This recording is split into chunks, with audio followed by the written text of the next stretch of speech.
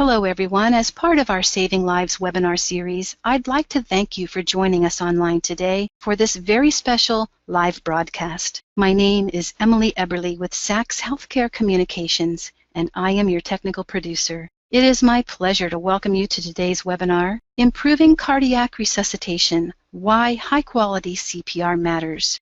And now, I'd like to introduce you to Kimberly Kelly, who is our moderator today. Ms. Kelly is a staff nurse and a lead responder at Legacy Emmanuel Medical Center in Portland, Oregon. She has been a very active member of the Association of Critical Care Nurses and is currently a regional board member. In 2015, Ms. Kelly wrote a widely used self-learning module for use in her facility on Code Blue. Kimberly, welcome, and I'm so glad to be working with you for this special session here. And we thank you for all of your support in moderating this very important webinar for so many people today. Are you ready to get started?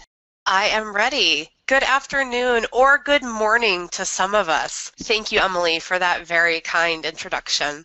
The title of today's webinar is Improving Cardiac Resuscitation, Why High-Quality CPR Matters. Speaking today on this very timely topic is a colleague and personal friend of mine, Nicole Kupchik. Nicole has practiced as a critical care nurse for over 20 years. About 15 years ago, she began working at Harborview Medical Center in Seattle, Washington, and that was the change that spurred an interest in resuscitation. Shortly thereafter, Nicole was a part of a multidisciplinary team that was one of the first in the United States to implement therapeutic hypothermia after cardiac arrest. As part of this effort, Nicole was responsible for protocol development and has published numerous papers on this topic. In 2013, Nicole founded Nicole Kupchik Consulting and Education. There's a few disclosures I want to give to you for Nicole. She is on the Speakers Bureau for Physio-Control and Stryker, Medtronic, and Mallinckrodt, and as well as she is a consultant for Physio-Control Stryker. This educational activity is approved for 1 contact hour, and you'll see our accrediting information as below. A link to obtain these CE credits will be available at the conclusion of the webinar. Support for this educational activity is provided by Physio-Control. And now, I'd like to turn over the presentation to my friend and colleague, Nicole Kupchik. Please join me in welcoming her. Nicole, are you ready? I'm ready. Good morning, everyone, or afternoon, like Kim said to some of you out there. So thanks for joining us. Again, this is the second webinar in a 4-part series. So I'd like to welcome everyone back. So let's just get started. We're going to talk about improving cardiac resuscitation and why high-quality CPR matters. So with that, here we go. All right, so let's talk about what we're going to talk about. So there we go. Our learning objectives for this session. We're going to talk about the 2015 ACLS and BLS guidelines, very specific to CPR quality. I'm going to talk about the importance of measuring CPR quality. So there's actually a couple different ways you can do that. So I'm going to kind of dive into talking about how to measure. Then we're going to talk about methods of providing post-event feedback to teams, some really cool things you can do from a technology standpoint. And then we're going to talk about common issues that we're seeing in hospitals all over the country, specifically related to CPR quality. All right, so just to kind of recap from our last session. So our last session was back, oh gosh, I think it was in June. I just kind of gave a 30,000-foot view overview of the 2015 guidelines. So with that, what we discussed were chest compression rates. So we want to keep the rates 100 to 120. Now, one of the things that's really different with these new guidelines that came out in 2015, before 2015, they said keep your rate at least 100, but there was no upper cap. And so now what we have is an upper cap. So they're saying somewhere between 100 and 120. The depth, 2 to 2.4 inches. Again, you don't want to go too shallow because you're not going to maximize perfusion, but going too deep can actually cause injuries. And then we want to minimize any pause times around defibrillation, and I'm going to talk a little more specific about that today. In addition, we want to prevent overventilation. That's a really important point because if we overventilate patients, what happens, so just imagine like you're bagging way too fast. Let's imagine you're bagging like 20, 25 a minute. What happens is your intrathoracic chest pressure goes up, which has a direct impact on venous return because it can collapse the inferior vena cava and really have an impact on venous return, and which is going to absolutely directly impacts CPR quality. So that's low-hanging fruit. Just get your ventilation rates down to 10 a minute. We should be using capnography to verify endotracheal tube placement. The data are somewhat weak on using capnography for CPR quality, but it's absolutely, it can be helpful. But where capnography is super helpful is identifying when you've got return of spontaneous circulation. And then finally, we talked about medications. So I reviewed the evidence behind epinephrine, amiodarone, and then of course mentioned that vasopressin was removed from the algorithm. But one of the things that's being questioned right now is the use of epinephrine. There is a big randomized control trial that's happening in the UK and Wales where for out-of-hospital cardiac arrest, they're randomizing patients to either get 1 milligram of epi every 3 to 5 minutes or placebo. So hopefully next year we'll have an answer on as to whether epinephrine should stay in our guidelines. Okay, so now a lot of you remember probably before 2015, AHA had a big marketing campaign. It was push fast, push hard. And so before 2010, we pushed way too slow. There were actually data showing we pushed way too slow. And then after that 2010 campaign of push fast, push hard, we started compressing way too fast. So compressions were absolutely way too fast. And so now with these guidelines is they've given us a range of 100 to 120. So we've got to kind of stick right in the middle. So in 2013, there was a big consensus statement that was published by some experts that have worked with the American Heart Association. And one of the statements I loved from their CPR consensus statement was, poor quality CPR should be considered a preventable harm. And I completely agree with that. I mean, if you have a patient who's in cardiac arrest, the lifeline, the only way you're going to perfuse that patient is by providing high quality CPR.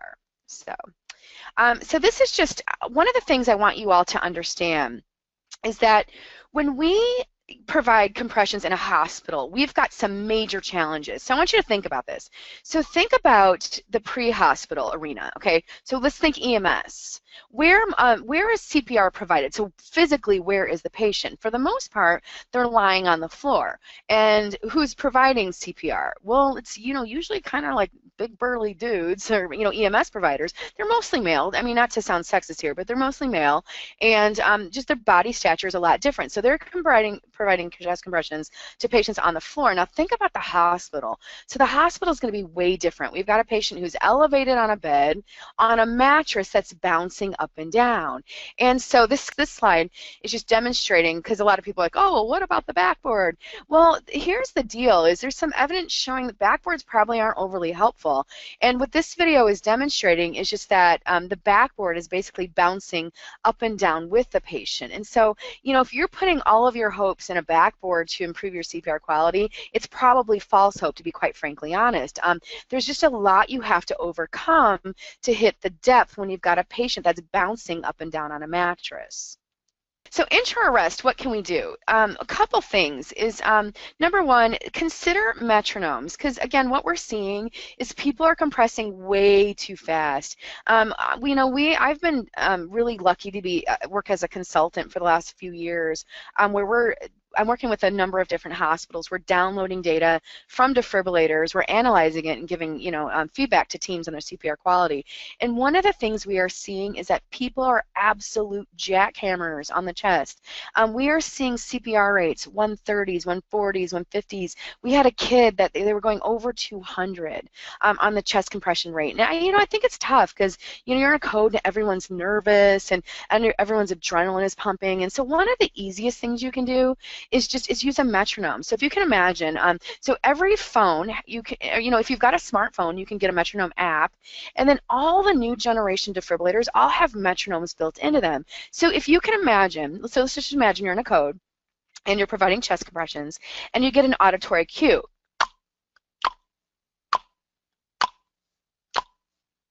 That basically guides you of when you should compress. And it was really interesting. I was in a code, probably it was about 9 months ago or so, and I walked in and just saw that compressions were being given at a very fast rate. And so I pulled out my phone and turned on my metronome app. And initially, the physician who was running the code was like, "That's too noisy. Put that metronome or put your phone away. Turn that off."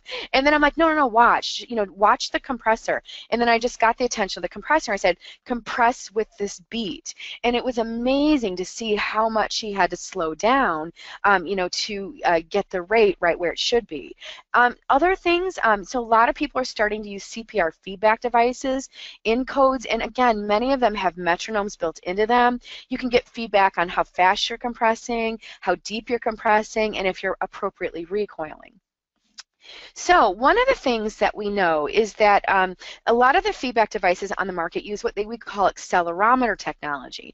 And so if a lot of you have a Fitbit or like a Nike Fuel Band or anything like that, those devices use accelerometer technology as well. And so what accelerometers do is they measure movement.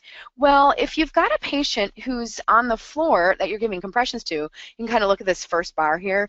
You can see if they're on the floor, they're not moving. Actually, accelerometers are fine to use. However, when you start putting patients on mattresses, accelerometers really overestimate the depth of the compression because, again, they're measuring movement. And so you've just got to be really careful if you're using a chest compression device. You should understand what type of a technology it's using. And if it's using accelerometer technology, it's probably going to overestimate the depth of your compression. And we've known this for years. I mean, the study I'm showing you was from 2009, and you can see by these bars, there's major overestimates in the depth of the compression. So something just to kind of keep in mind. You should always know your technology and understand how it works. So now I introduced this term in the first webinar, but there's this term called chest compression fraction. And basically, this is the percentage of time you spend on the chest providing compressions while the patient's pulseless. So if you had to guess, what percentage of time do you think you'd want to spend on the chest? So most of you are probably thinking, well, it's probably as much time as you can, right? So probably closer to 100%. And I would completely agree with you. We should be on the chest. Now, one of the things I will say is very high-performing EMS and hospitals they'll shoot for a chest compression fraction of a minimum of 80%, but I'll tell you, a lot of EMS systems that have really high outcomes, they're shooting for more like 95%. Now, one of the things that's kind of confusing is that the AHA guidelines say as high as possible, so that part's not confusing. So they're saying get your chest compression fraction as high as possible, but the second part is what's confusing, is they say at least 60%.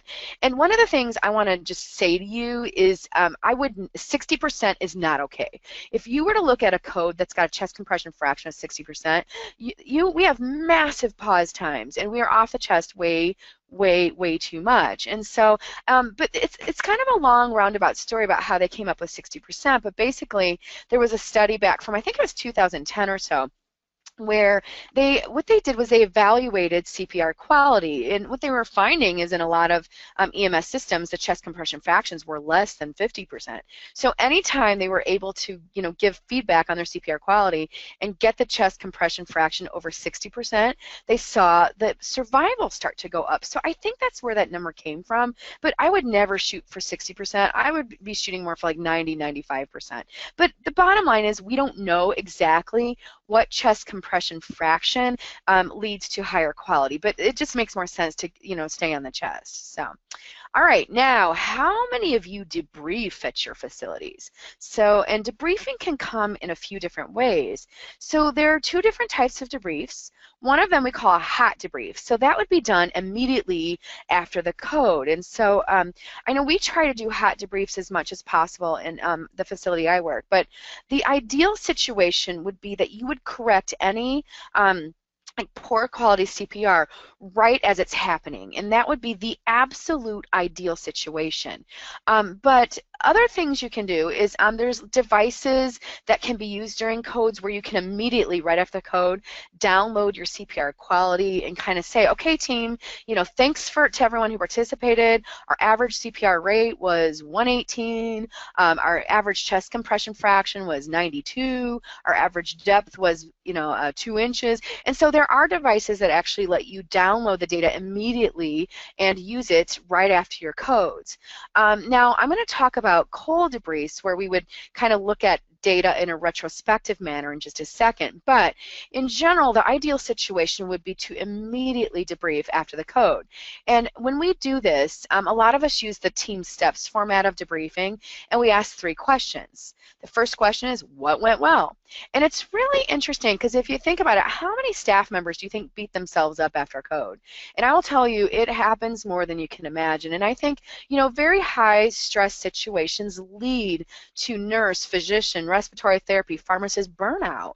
And but I think talking about situations, you know, as soon as they happen, can really help decrease some of that burnout. So just asking the question, what went well? And it's amazing when you ask this question, how many times staff are just completely silent and they're just sitting there, you know, beating themselves up.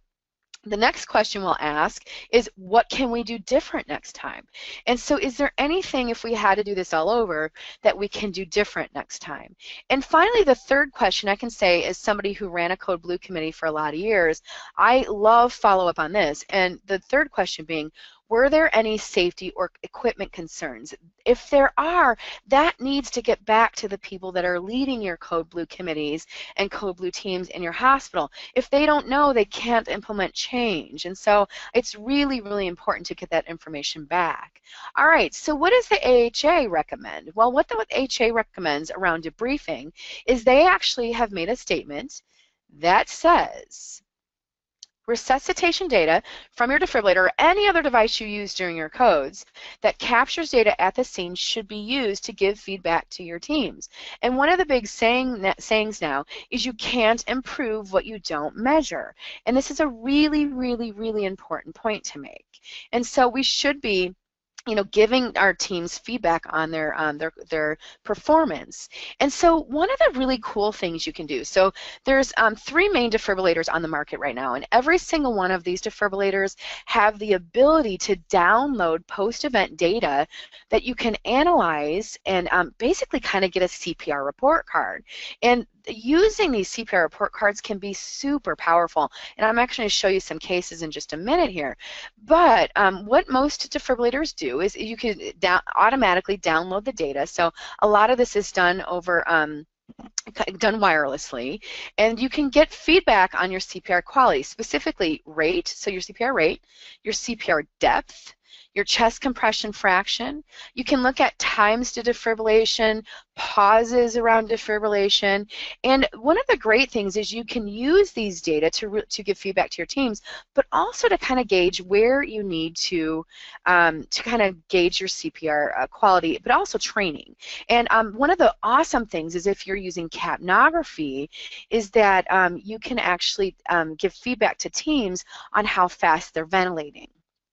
Okay, so does debriefing improve post-event outcomes? And so this is actually a really cool study that was done by Heather Wolf. So Heather Wolf, awesome physician out of CHOP, or Children's Hospital Philadelphia. And actually I'm going to be presenting with Heather Wolf next month. There's a big symposium in Philadelphia if anyone in that area is interested. But her question was, does debriefing, using post-event debriefing improve outcomes? And so this was done in a pediatric setting. So they included patients who were at least 8 years old.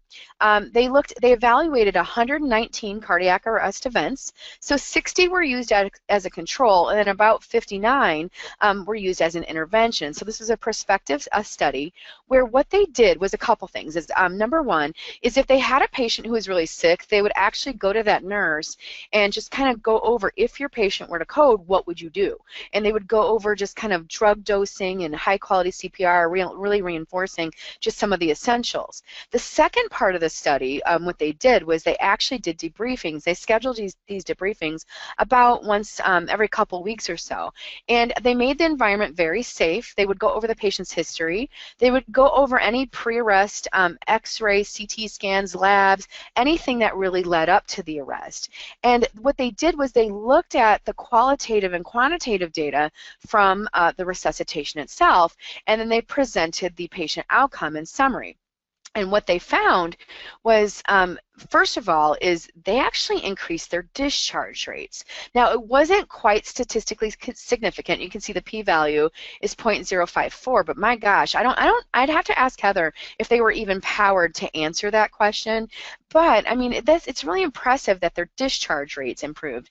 But where they saw statistically significant improvement was actually in their neurologic outcomes. So they saw huge improvements in their neurologic outcomes. And then to take it a step further, you know, once staff started getting feedback on their CPR quality, all of their metrics got better. So they were hitting depth, they were hitting rate, they were, you know, their chest compression fraction improved, their recoil improved, and then overall, you can see a gigantic improvement in what they called excellent CPR, which looks at all 4 of these targets. So pretty impressive just by giving post-event feedback that they were able to make such a huge difference. So let's look specifically at issues with chest compression rates. Okay, so let's start here.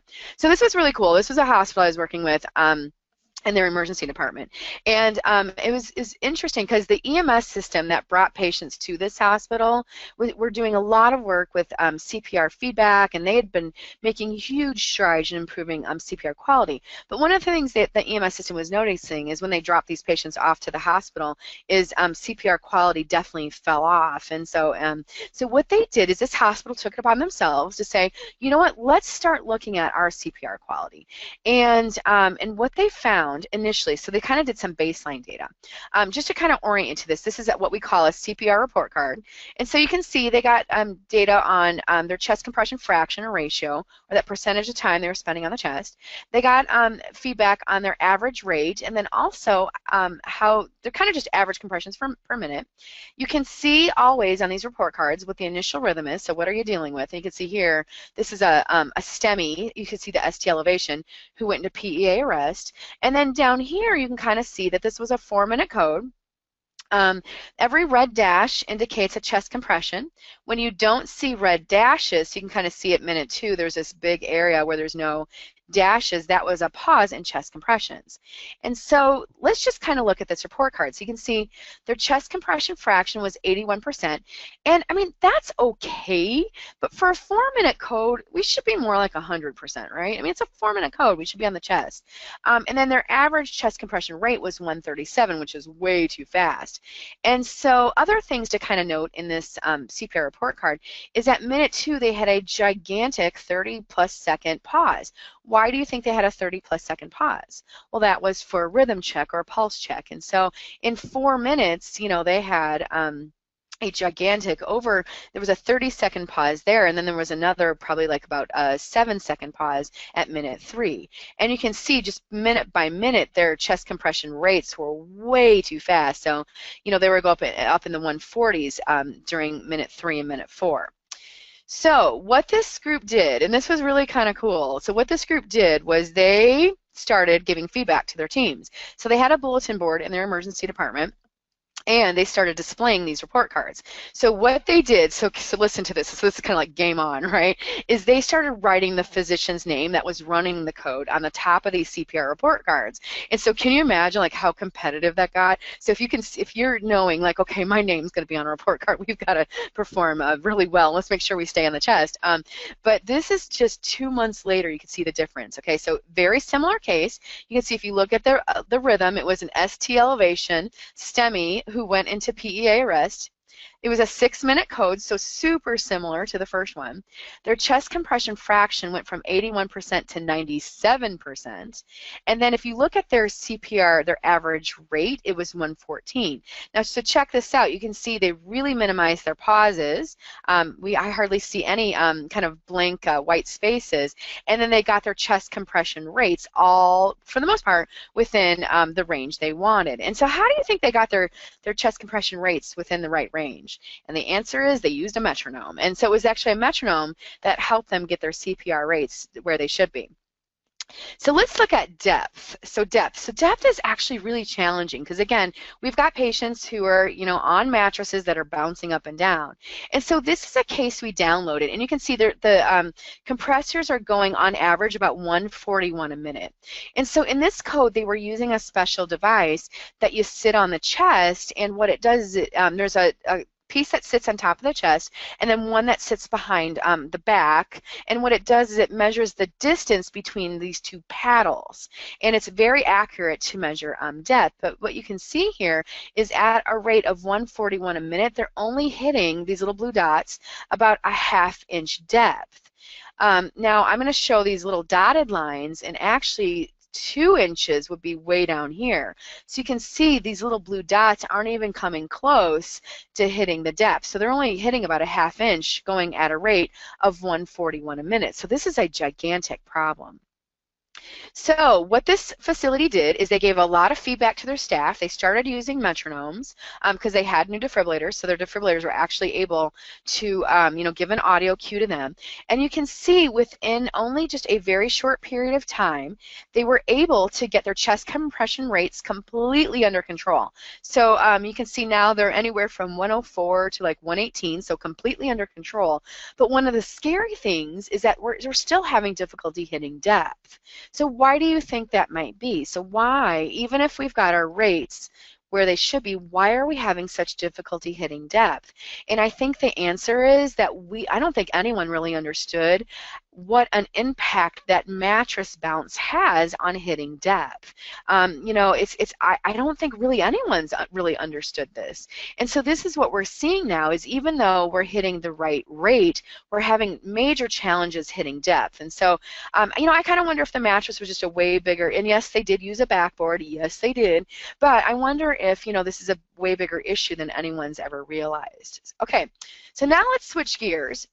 And let's talk about pauses around defibrillation, because let me tell you, we have major issues in hospitals with pauses, specifically before the defibrillation. Now, when the guidelines came out in 2010, there was a big emphasis on shock, and you get right back on the chest. You don't even think about it. You don't look at the rhythm. You just get right back on the chest. And but now what we're seeing are gigantic pauses before the defibrillation. And so just to kind of orient you to the slide, the black kind of type there, you can see that's the heart rhythm. So what rhythm is this patient in? And you're right, they're in Vfib. And the green kind of waves up here are actually impedance data that are coming from the defibrillator pads. And you can see they're doing chest compressions, and it's marked with these little C's up here. They're doing compressions. And then what happens at the end of the first line here? They stop to assess, I'm assuming to assess the rhythm. Line 2, what's happening? They stop. Line 3, what's happening? They stop. Line 4, what's happening? They stop. Then they shock. You can see here at the end, they shock. But before that shock, there was a 38-second pause. Do you think your shock is going to be successful if you're off the chest for more than 10 seconds? Probably not. And so, anyway, so what this hospital did was started giving feedback to the staff on their CPR quality, specifically around shocks, and then they started training to, how do you pre-charge your defibrillator? So that's what they started doing, is pre-charging their defibrillator. So here's the next case, a couple months later. You can see they're doing chest compressions, so nice job doing compressions. They stop, they see they've got a shockable rhythm. So they charge up the defibrillator, so you can see charge complete right there. Charge up the defibrillator, and then they shock, you can see there, and they immediately get back on the chest. Now, was the shock successful? And you can see, if you kind of look at this, the first few beats here, is yes, the patient's actually back in an organized rhythm. The shock was successful because they primed the pump. They were on the chest before they gave that shock. Now, the question being, can you clean this up even more? Can we get rid of this big, gigantic, and it's not, I say big, gigantic, that's kind of an exaggeration, but can we get rid of this 8-second pulse check or rhythm check? And I think we can. And so here is just another case now from a couple months later. So check this out. So what they did was they taught their staff to pre-charge the defibrillator. Okay, so you can see we've got chest compressions ongoing.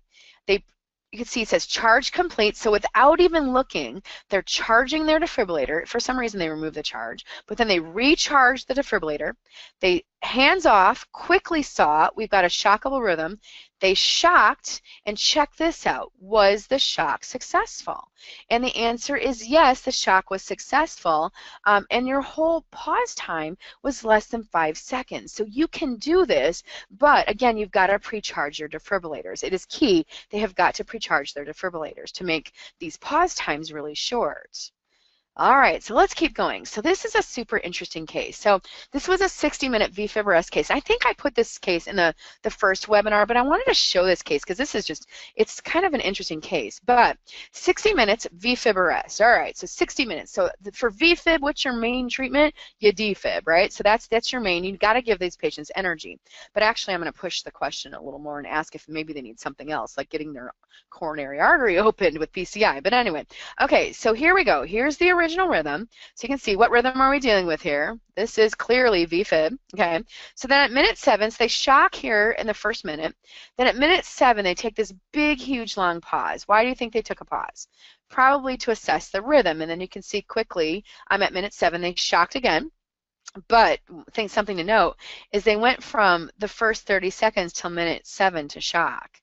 All right, so then minute 12, you can see they take a big pause, never shocked, and then at minute 13 to 17, they take a 2-minute, 42-second pause. So why do you think? Why would we be off the chest for 2 minutes and 42 seconds? And if you guys all had to guess, why do you think they were off the chest?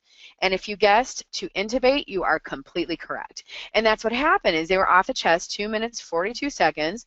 The last shock was way up here at minute 7. They didn't get another shock until minute 19.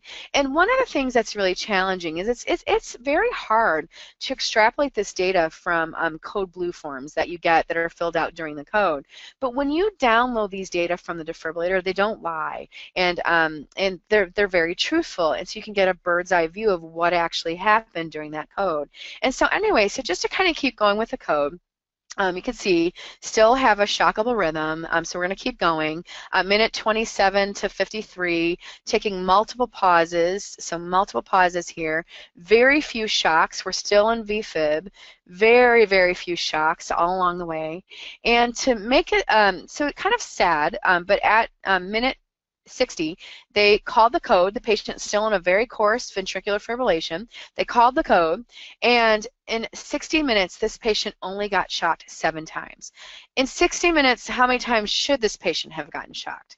The answer would be 30 times. And we should have been asking, should we take this patient to the cath lab? And one of the other things you can see is they actually stopped this code with a decent end tidal CO2. The end tidal was in the 20s and 30s when they called this code. This code should have never been called. They should have kept going. They should, and the thing is, it's not about blame. So if I'm coming off sounding like I'm being kind of blameful, I don't mean to sound like that. But what we should be asking in these Vfib arrest cases is, can this patient go to the cath lab?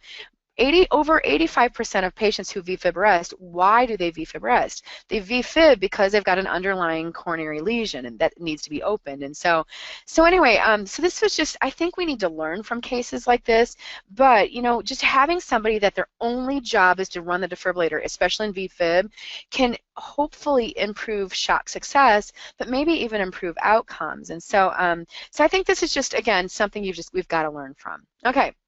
So let's keep going here. So this was an interesting case. So this was a patient who comes in with a STEMI. You can see they've got ST elevation. They come to the emergency department with a STEMI. And you can see the heart's getting really irritable here in this first line. Heart's getting super irritable. Patient goes into Vfib. They start chest compressions about 20 seconds later. So they get compression started. You can kind of see here at the end of the third line. So chest compressions are going. They charge the defibrillator. They shock the patient, and then I'm going to ask you the question, was the shock successful? And you kind of look here and you say, yeah, absolutely it was. And so we've got an organized rhythm. The shock was successful. So they do a few chest compressions, and the cardiologist was there because they had activated the cath lab. The cardiologist was there, and they said, stop. What's the rhythm? And so the nurses stop doing chest compressions, and then what happens?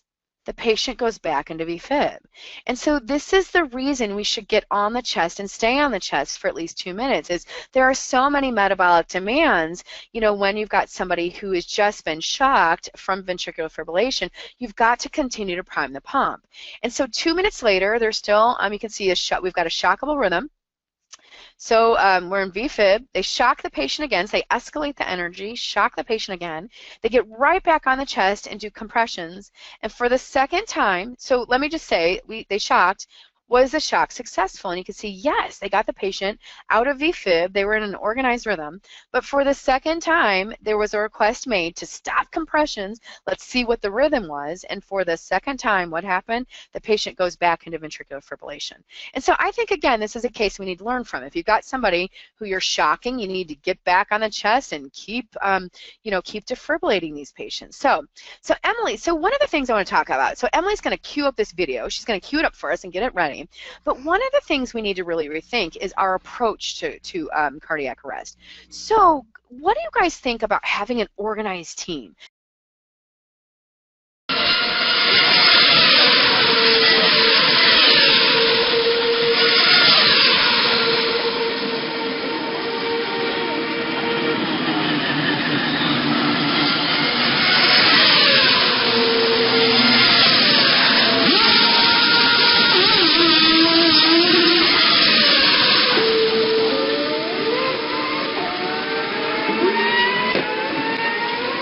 you know, if you've got a code response team that knows their role, you know, you can very efficiently manage defibrillation. So what I want to do is I'm going to show you guys another video.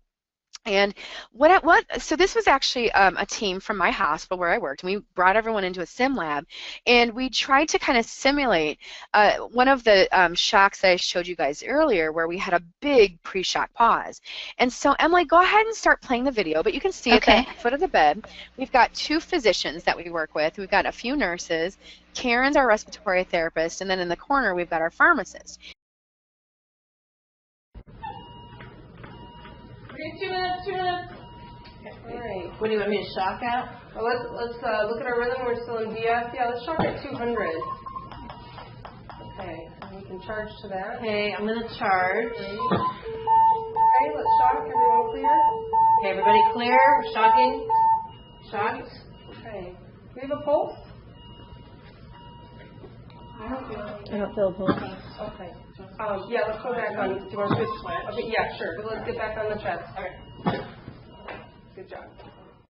If we tried to kind of simulate a code, it was another case of going, it had a 38-second pause, and they couldn't even make it 38 seconds, they could only make it 25. So that was what a 25-second pause looked like. So can you imagine that case I showed you guys earlier where there was a 2-minute 42-second pause? So this is kind of crazy. So how do you fix this? And this is actually what our teams do now, is we have somebody that comes to our codes, they come from our telemetry unit, and their only job is to man the defibrillator. And so what they'll do is they pre-charge the defibrillator.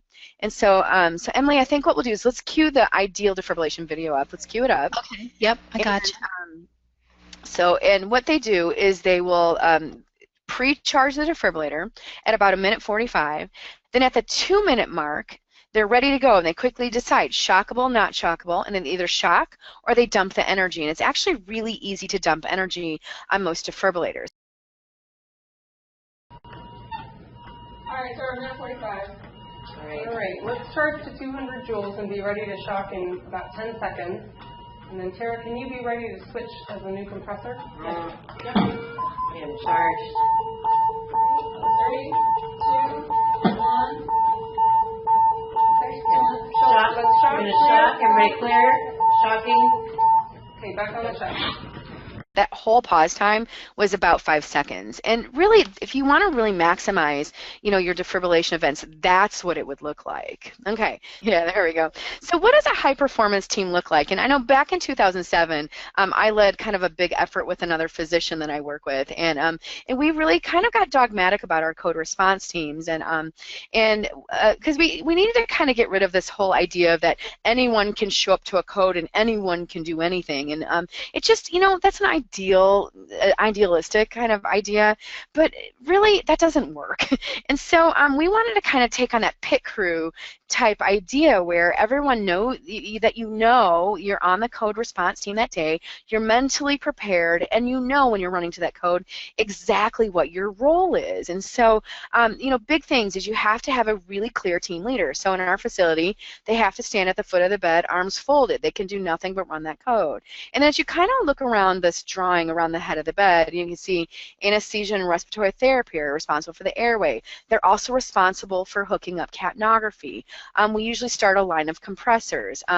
We have our nurse who documents standing right next to the code leader. And so, and then we've got a nurse who their only job is to defibrillate. So at 1:45, they charge up that defibrillator and they're ready to go. And I think really this is what you need to do to really improve your team's performance. And then of course debriefing after these events, you've got to have somebody in charge of it. And usually it's the team leader who would be in charge of debriefing an event like this. So now the question's being asked, because a lot of facilities have got these data now showing that their CPR quality is just very challenging. And we know that there are certain areas in the hospital and certain times where it is just almost impossible to provide high quality CPR. So for example, in the cath lab, it is almost impossible to provide high quality CPR. Other areas might be, you know, anytime you're transporting a patient, they arrest. Any long or prolonged codes, very, very challenging. So what a lot of facilities are doing now is, and many EMS systems have already been doing this, but they're going to mechanical CPR. And so anyway, so this is actually a picture of a mechanical CPR device. You can see there's, basically you can't see this, but there's a backboard behind the patient. And then there's this kind of arch that that snaps into the backboard, and then there's a piston that gives chest compressions at a perfect rate of 102 a minute, perfect depth, 2 inches a minute. And in this picture, what's happening actually is this cardiologist is performing PCI, or he's placing a stent while the patient's in cardiac arrest. And because remember, again, why do patients cardiac arrest? Or specifically, why do they Vfib arrest? And many times it's because they've got an occluded coronary artery. And the cath lab is it's a really challenging place to give high quality CPR. So what we're doing is we're doing mechanical CPR in those areas. But I'll just be honest, a lot of facilities are just acknowledging that, the mattresses are a bigger issue than we ever realized, and they're just completely going to mechanical CPR. Now, one of the things I'll say is if you make that decision to go to mechanical CPR, you have to practice application, because if it takes you, a minute, 45 seconds, a minute to get these devices on, you've just negated a lot of the benefit you have. But a lot of facilities who are doing this, they practice applying these devices, and they can do it in under 10 seconds. But again, it's got to be practiced. Okay, so what does AHA say about kind of using feedback devices? Well, they say it's reasonable to use CPR feedback devices to guide quality, so they gave it a 2B recommendation. They say the use of mechanical CPR compression devices are reasonable if you've been trained. They're also saying that mechanical compression devices should be considered in areas where it's really where it's really hard or difficult to deliver high-quality CPR.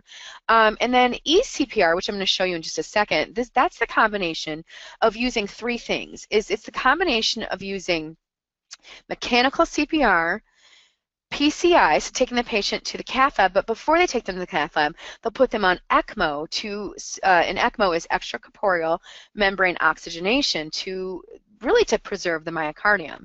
And so this next picture here, I'm actually going to show you. So these are drawings of ECMO. And so a lot of you might have heard of ECMO. Again, it stands for extracorporeal membrane oxygenation, but the term eCPR stands for extracorporeal cardiopulmonary resuscitation.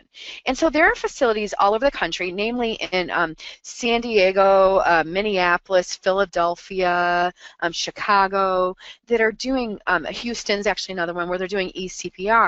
And what they're doing is they're using mechanical chest compression devices, and then they're doing what's called VA ECMO. So it's venous arterial ECMO, and they put 2 catheters in the patient. So I'm kind of pointing to the picture at the top. And what they're doing is they'll place the patient who's in Vfib arrest on mechanical CPR, so they're going to get high quality CPR. Then what they do is either in the emergency department or in the cath lab is they'll put a catheter in the vein, the venous side, and then one in the arterial side. They'll draw blood off the venous side, run it through a pump, run it through an oxygenator, and then return it on the arterial side. So basically, you're providing cardiopulmonary bypass, and the devices that do this are really tiny. They're really small, very portable, but the reason they do this is to preserve the myocardium. And so we're actually seeing kind of a movement toward doing what we call eCPR. Now, can any facility do eCPR? Oh gosh, no. I mean, absolutely not. This is something that would be very specialized. You've got to have a program that does this. These teams have to practice it. You've got to have cardiologists that are comfortable doing it. But this is kind of what we're starting to see across the country. And so this is actually a really cool picture. This is from the Louvre Museum in Paris. So in Paris, on the ALS ambulances, they actually have physicians who ride along.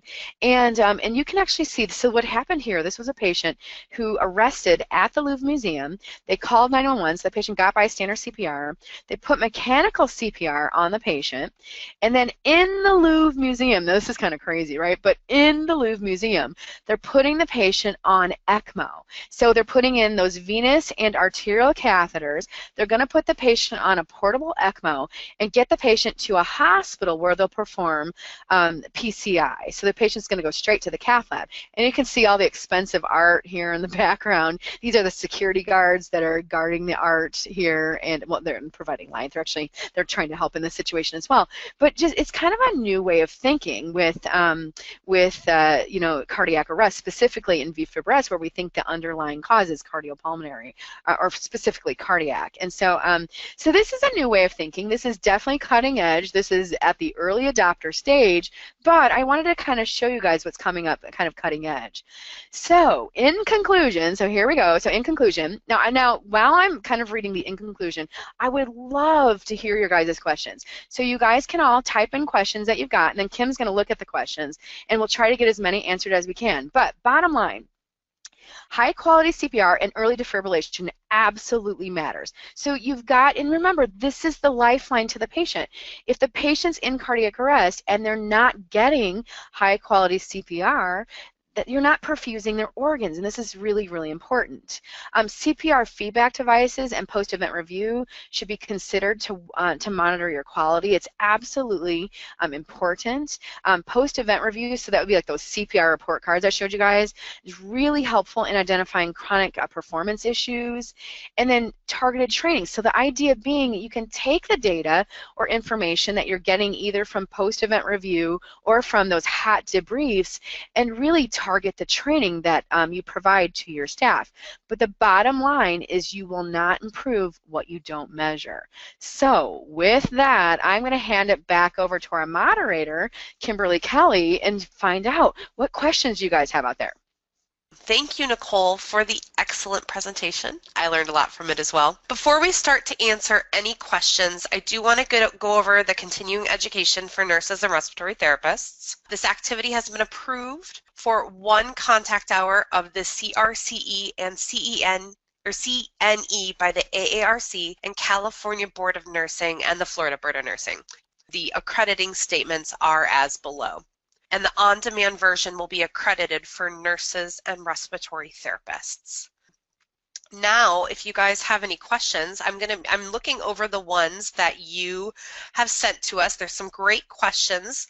A couple of them that I wanted to highlight. There was one that was asked more than once, both by Sunny and Timothy. Nicole, how do you perform CPR on a patient with a pacemaker? Oh, you just do it.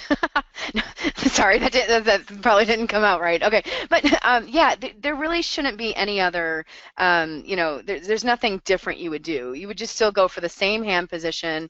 Now, the question I would take a little step further is how would you defibrillate a patient with a pacemaker? And here's the deal with that. So as far as the chest compressions themselves, no alterations should be made at all. But I said defibrillations, I meant compressions. Sorry, so the compressions, there's nothing you would do different, but now defibrillation would be a little different.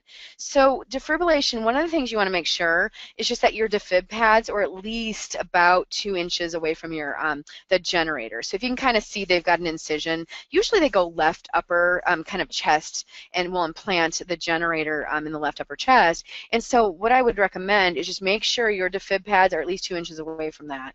And then anytime you've got a patient who's got either an ICD or an implantable pacemaker, what we'll do is we'll interrogate that pacer or ICD after an event. If we get ROSC, we'll interrogate them just to make sure that everything's working okay.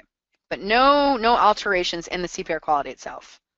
No, I was kind of wondering if they were referring to a permanent pacer or transcutaneous or transvenous, but I'm hoping you got your question answered. Yeah, well, I'll just address that really quick. So transvenous, there's nothing you would do different either. Now, the one thing you have to understand is that if you're doing chest compressions, because those wires can slip really easy.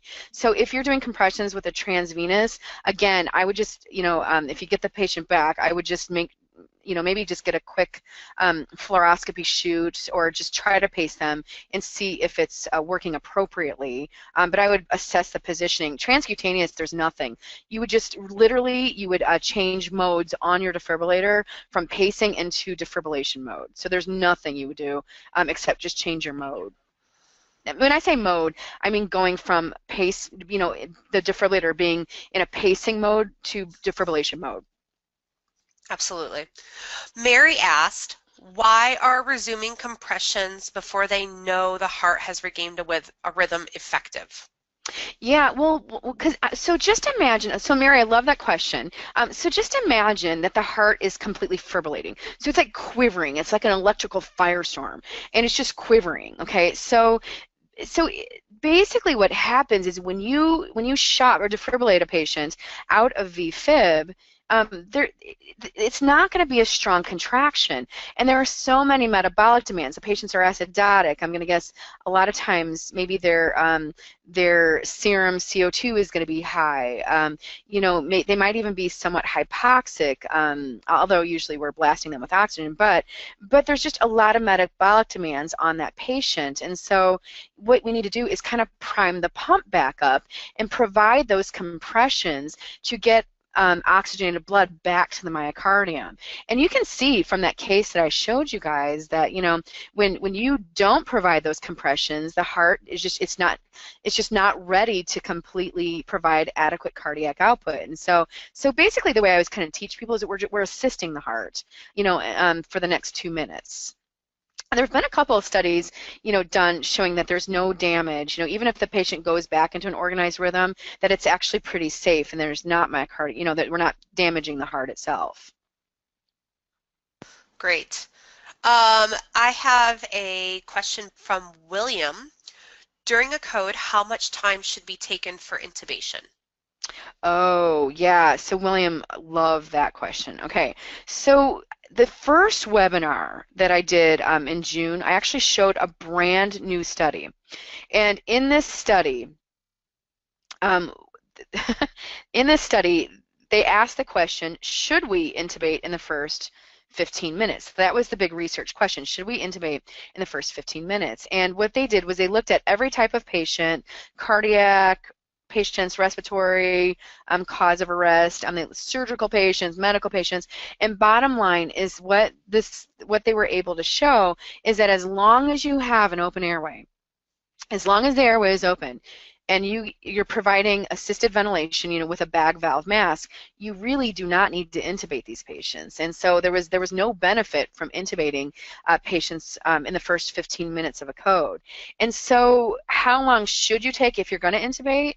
Well, I mean, you don't ever want to be off the chest for more than 10 seconds. And so, you know, skilled providers can intubate while chest compressions are ongoing. But really the bottom line is you've got to stay on the chest and keep providing compressions.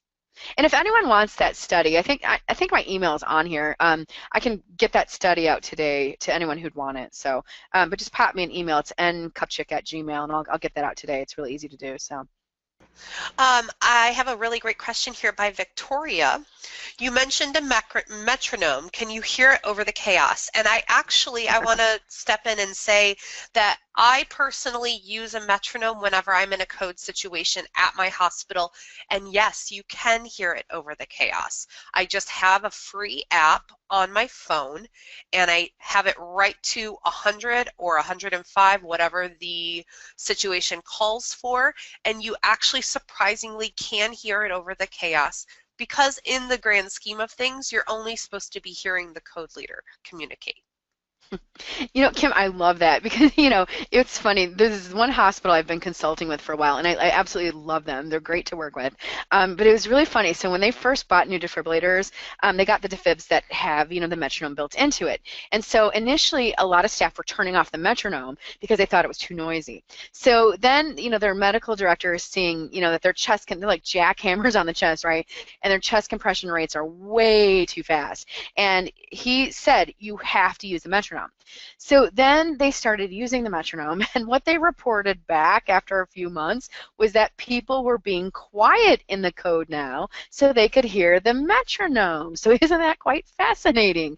And so, I honestly think that there might be something to that, you know, is if you know people that the provider needs to hear the metronome, maybe people will kind of keep it down and not be so crazy, you know, so that we can get the CPR right. But I think that's a really good question. But the team leader leader has got to direct the noise level. I mean, we've got to get this chaos under control, and I mean, and to do that, as long, if everyone knows their role and you've got a strong team leader, you can get noise under control pretty quickly. Yes, I agree. I think it got quieter when we started using the metronome because people wanted to hear it. And a lot of times, because I work in a teaching hospital, the residents were in disbelief that the metronome was actually doing the effective rate until they got close by and actually listened to it. Yeah. I've had people say, that metronome's too slow. I'm like, no, it's not. It's 105. We're good. It's kind of funny. Yeah. I have another question from Robert.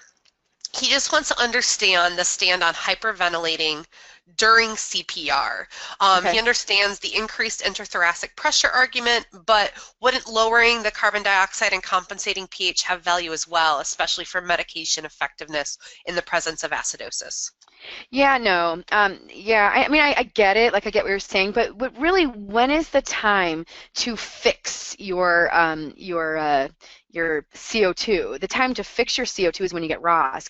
So here's the deal, and this is, it's kind of I can understand why, I can understand the rationale here, but here's the deal, is when you're in cardiac arrest, you've got massive VQ mismatch, and you're going to, because your heart's not pumping, and so you've got big ventilation perfusion mismatch. So what's going to happen is your serum CO2 is going to get really high, whereas your end tidal CO2 a lot of times will be very low. So you've got big VQ mismatch. But in general, how does your pH get better? Well, by perfusing the patient. So what has a better impact, hyperventilating or giving high quality CPR?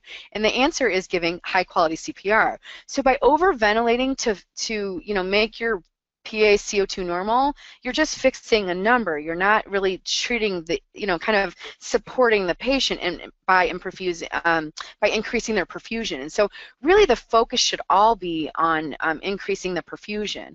And again, and there's been a couple studies that have been published showing, when you hyperventilate, it has a direct impact on CPR quality because you're really increasing that intrathoracic chest pressure. So really the time to kind of fix your PA CO2 should be post-arrest, not during the arrest, because again, you've got big VQ mismatch. And if I can get that heart pumping, we can kind of convert that bicarb to CO2 and bring it back to the heart so that the patient can blow it off. And so with big VQ mismatch, during arrest, that's not the time to fix your CO2. And the pH will adjust when you improve your perfusion. Okay, we have awesome questions, but we have about 2 minutes left in our webinar, so I'm going to ask one more question. This one comes from Brenda. She's asking what the leaning component of excellent CPR is. Yes, leaning is all about recoil. So that was a device that measured recoil. And so remember, when you compress down, what you're doing is the brain's getting perfused, your end organs are getting perfused.